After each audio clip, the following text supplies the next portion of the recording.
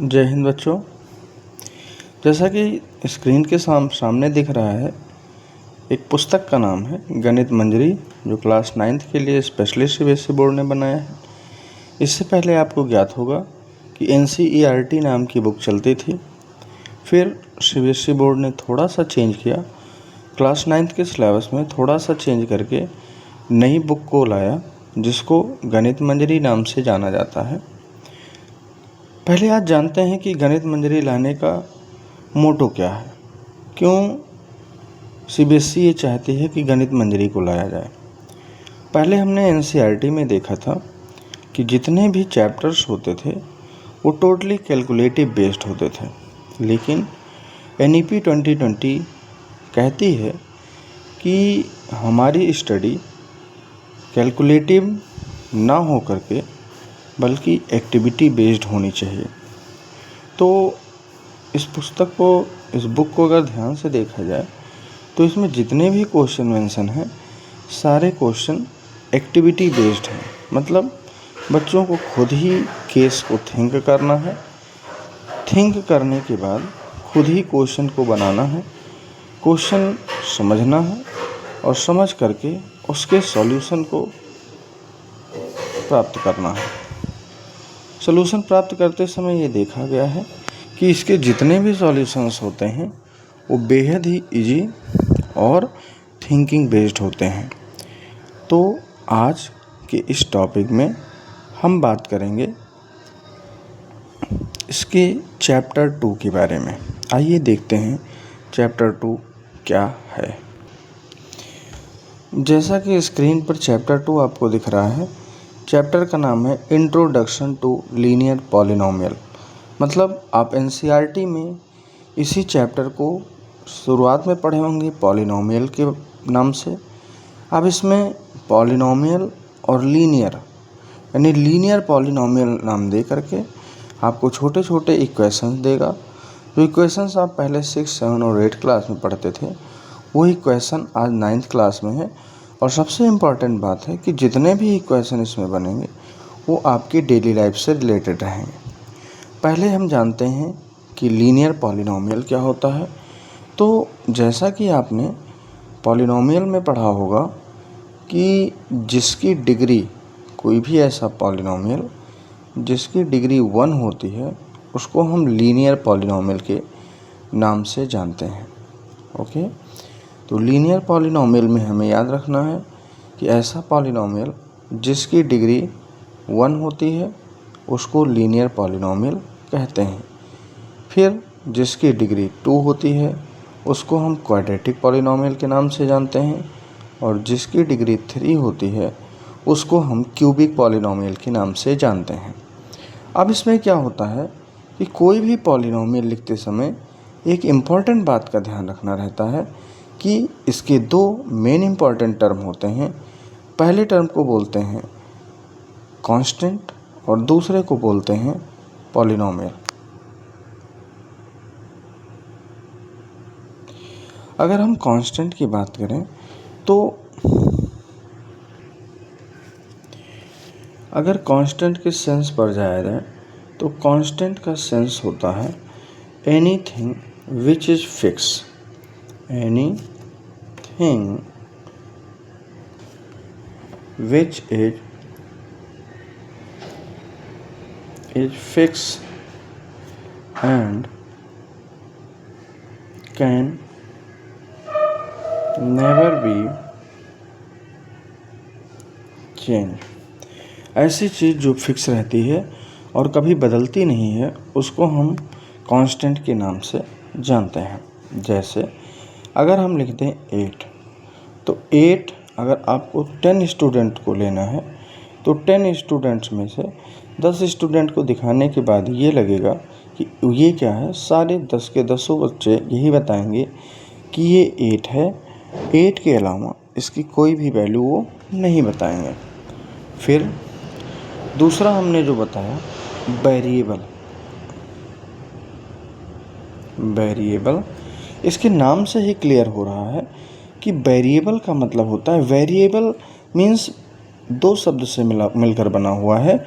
एक तो वेरी और प्लस एबल, मतलब कि जो चेंज होने में एबल होता है, यानी जिसकी वैल्यू टाइम टू टाइम या पर्सन टू पर्सन चेंज होती रहती है, उसको हम वेरिएबल बोलते हैं। सपोज दैट हमारे पास एक वेरिएबल है x।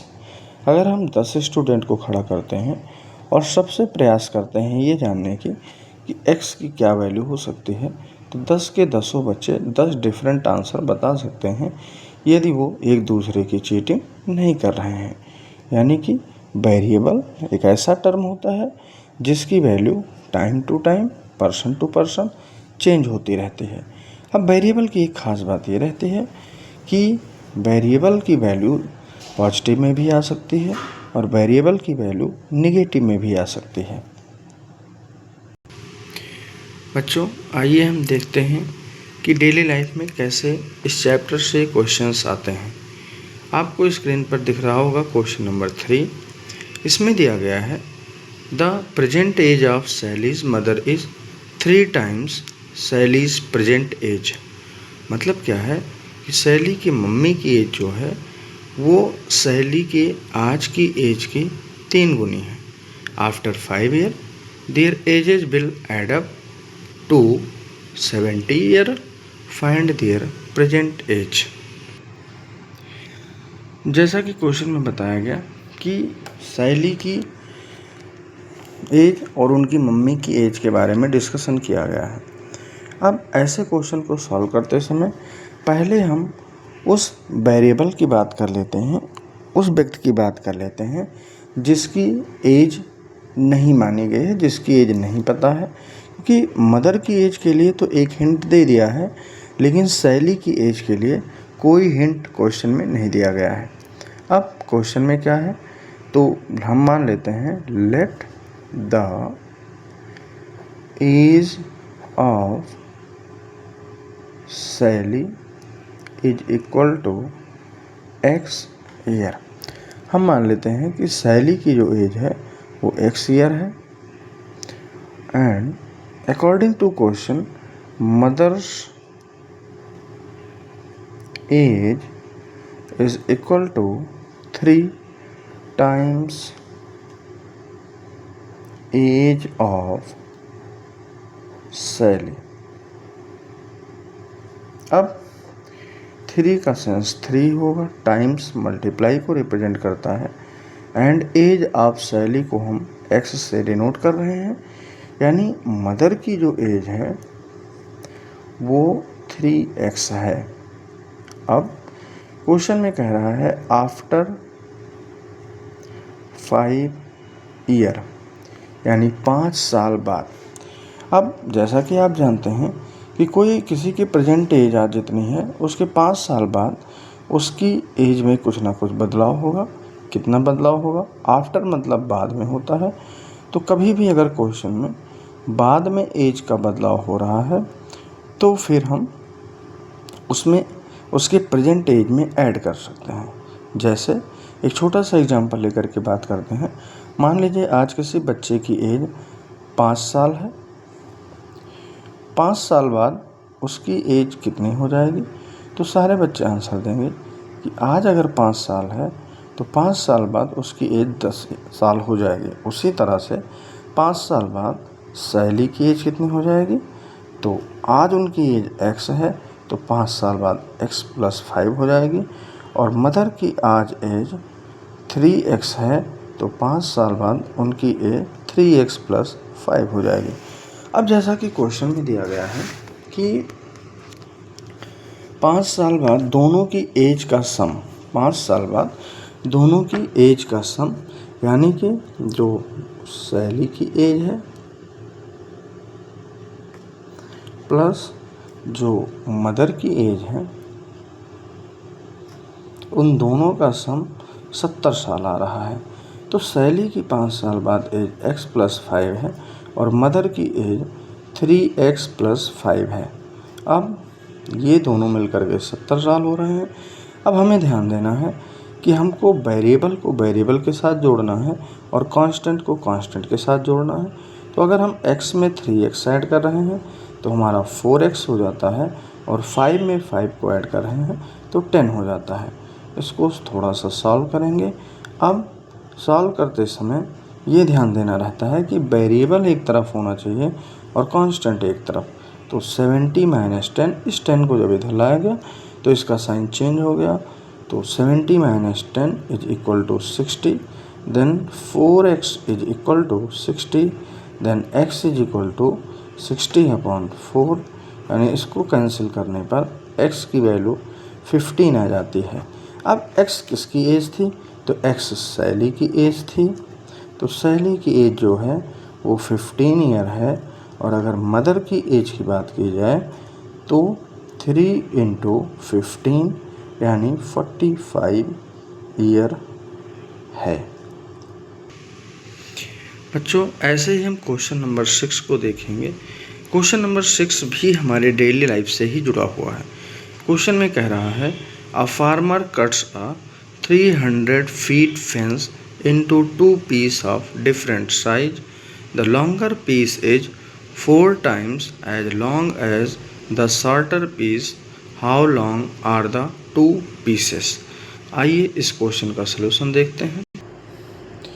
बच्चों, क्वेश्चन में दिया गया है कि एक फार्मर के पास एक फेंस रहता है। फेंस मतलब किसी को घेरने वाला एक बाउंड्री रहती है जिसकी टोटल लेंथ जो है, टोटल लेंथ उसकी 300 फीट होती है। अब फार्मर क्या करता है कि ज़्यादा लेंथ होने की वजह से उसको 2 पार्ट में ब्रेक कर देता है। मतलब वो फेंस को 2 पार्ट में ब्रेक करना चाहता है। एक पार्ट थोड़ा छोटा होता है और दूसरा पार्ट थोड़ा बड़ा होता है। क्वेश्चन में कह रहा है कि जो छोटा पार्ट है, अब छोटे पार्ट के बारे में कोई इन्फॉर्मेशन नहीं दी गई है, लेकिन बड़े पार्ट के बारे में एक इन्फॉर्मेशन दी गई है कि जो बड़ा पार्ट है वो छोटे पार्ट का 4 टाइम्स है। अब सबसे पहले हम क्या करेंगे, पहले हम छोटे पार्ट को देखते हैं। तो हम लिखेंगे let smaller part be x feet. हम मान लेते हैं कि जो हमारा स्मॉलर पार्ट है वो कितना फीट है, x फीट है। क्वेश्चन कह रहा है कि जो लार्जर पार्ट रहेगा, लार्जर पार्ट वो स्मॉलर पार्ट का 4 गुना रहेगा, 4 टाइम्स रहेगा। तो हमने स्मॉलर को अगर x मान लिया तो लार्जर जो है वो कितना हो जाएगा, 4x। अब फार्मर क्या चाहता है कि दोनों फेंस को फिर से जोड़ दिया जाए। तो जब दोनों फेंस को वो जोड़ना चाहेगा तो वो ऐसे जोड़ेगा, पहला स्मॉलर प्लस दूसरा लार्जर। और जब स्मॉलर और लार्जर को ऐड करेगा तो उसको उसकी टोटल लेंथ 300 फीट मिल जाएगी। अब हम देख रहे हैं स्मॉलर को हमने x माना है, लार्जर को 4x हो गया है। ये टोटल जो है वो 300 फीट है। अब x में अगर 4x ऐड किया जाएगा तो 5x होगा। 5x is equal to 300, then x is equal to 300/5। अब अगर इसको डिवाइड करना चाहेंगे तो 5 6 जा 30 और 5 0 जा 0, यानी कि हम देख रहे हैं कि जो स्मॉलर पार्ट है वो 60 फीट का है। और अगर हम लार्जर पार्ट की बात करें तो लार्जर पार्ट हमारा 60 × 4 यानी 4 0 जा 0, 4 6 जा 24 फीट का होगा। इस तरह से ये भी एक क्वेश्चन डेली लाइफ का है जिसको आप आसानी से लीनियर इक्वेशन का यूज करके सॉल्व कर सकते हैं। आइए एग्जाम्पल नंबर 7 के थ्रू समझते हैं कि कैसे किसी लीनियर पैटर्न को बनाया जाता है। आपको स्क्रीन पर क्वेश्चन नंबर 7 दिख रहा होगा। Bella has 100 rupees for pocket money, she spend 5 every day. After how many days will she be left with 40 rupees. बच्चों, इस क्वेश्चन को हम एक टेबल के थ्रू समझते हैं। एक टेबल हम बना लेते हैं जिसमें हम मेंशन करते हैं कि बेला जो रहती है उसके पास टोटल 100 रुपीज़ रहते हैं और वो 100 रुपीज़ को क्या करती है, डिवाइड कर देती है। कैसे? एक में नंबर ऑफ डेज और दूसरे में अमाउंट लेफ्ट, दो पार्ट में इसको डिवाइड करती है। अब साफ साफ क्वेश्चन में कह रहा है कि शुरुआत में जो है जीरो वाले दिन उसके पास 100 रुपीज़ रहते हैं, लेकिन जब पहला दिन आता है तो फिर उसको 5 रुपये स्पेंड कर देती है। तो 5 रुपये अगर वो खर्चा कर रही है तो शुरू में अगर उसके पास 100 रुपये हैं तो पहले दिन अगर 5 रुपये खर्चा कर दे रही है पहले दिन, तो कितने रुपए बचेंगे? 100 माइनस 5 यानी कि 95 रुपीज़ उसके पास लेफ़्ट बचेंगे। ऐसे ही वो क्या करती है, दूसरे दिन भी खर्चा करती है 5 इंटू 2। फिर देखेंगे 100 माइनस 10 यानी दूसरे दिन जो उसका खर्चा बचेगा वो बचेगा 90 रुपीज़। फिर तीसरे दिन 100 माइनस 5 इंटू 3। फिर हम देख रहे हैं कि उसके पास अब 15 रुपये खर्चा हो गए। 15 रुपये खर्चा होने पर उसके पास 85 रुपये बचते हैं। अब हम देख रहे हैं कि अगर हम बात करें कि जो दिन हमको ना पता हो, मान लीजिए कि nवें दिन बात की जाए कि nवें दिन वो कितना रुपये खर्चा करेगी। n मान लीजिए किसी कोई नंबर ऑफ डेज है, उस दिन वो कितना रुपये खर्चा करेगी। तो हम साफ साफ देख रहे हैं कि 5 रुपीज़ खर्चा कर रही है पर डे। हमने माना है कि वो n डे पर खर्चा कर रही है। तो फिर हमारा जो लीनियर इक्वेशन बनेगा वो क्या बनेगा, 100 माइनस 5n। अब हमारे क्वेश्चन में दिया गया है कि किस दिन उसका जो है 45 रुपीज़ बचेगा। आप देख रहे होंगे कि इस इक्वेशन को सॉल्व करने पर वो बचा हुआ पैसा हमें दिख रहा है, यानी कि अगर हम 100 में से 15 माइनस करें तो 85। उसी तरह से अगर हम 100 में से 5n माइनस कर रहे हैं तो हमारे पास 45 रुपीज़ बच रही है अकॉर्डिंग टू क्वेश्चन। अब हम क्या करते हैं कि फिर वही काम, कांस्टेंट को एक तरफ, वेरिएबल को एक तरफ। 100 minus 45 is equal to 5n। अब देखा जा रहा है इसको अगर हम सब्ट्रैक्ट करना चाहें तो 5 यहाँ आएगा और 9 में से अगर 4 निकालेंगे तो भी 5 आएगा। तो 5n इज इक्वल टू, ध्यान से देखें तो 55 अपॉन 5, मतलब हमें n की वैल्यू 11 मिल जाएगी। इस क्वेश्चन को देखने से ये लग रहा है कि 11वें दिन 11th डे वो डे होगा जब उसके पास 45 रुपीज़ लेफ्ट करेंगे। आइए सेम इक्वेशन को एक्सरसाइज के एक क्वेश्चन से देखते हैं। क्वेश्चन में कह रहा है a student has 500 rupees in her saving bank account. She gets 150 every month as pocket money. How much money will she have at the end of every month from the second month onward? Find a linear expression to represent the amount she will have in the nth month.